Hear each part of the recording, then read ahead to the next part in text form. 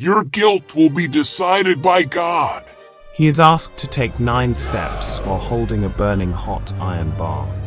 If he succeeds, he is innocent. If he fails, he is guilty. This practice was called trial by ordeal, a system where a person's innocence or guilt was believed to be decided by God. But this wasn't just one strange test. It tells us how justice itself once worked. There was a time when courts did not rely on evidence, when witnesses were not necessary, and when logic had no place in justice.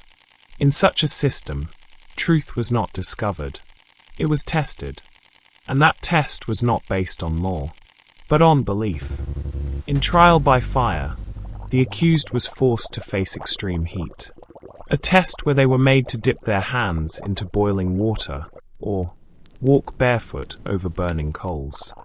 After the act, their wounds were covered and observed for a few days.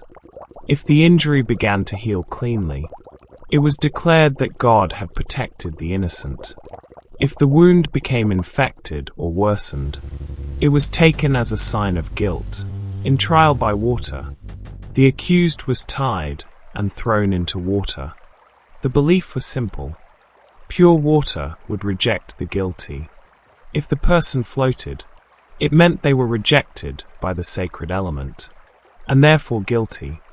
If they sank, they were accepted by the water and declared innocent. Sometimes judgment took the form of a battle.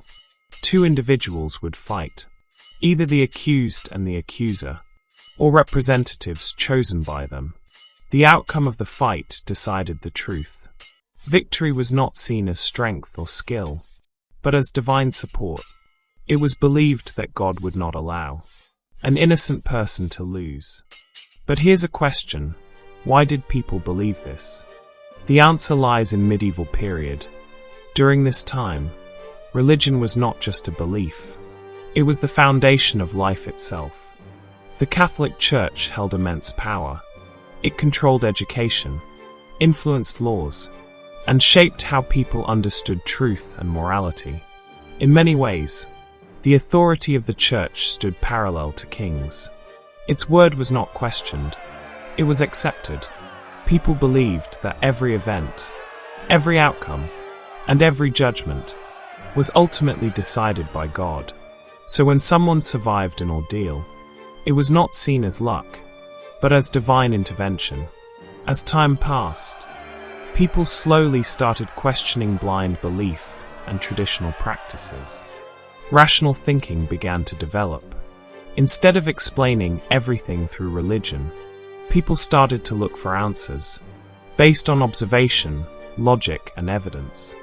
This change marked the beginning of a new era, the modern period. With this transformation, the influence of the Church over legal systems gradually declined. Justice was no longer left to fire, water, or combat. It began to rely on reasoning, investigation, and structured laws.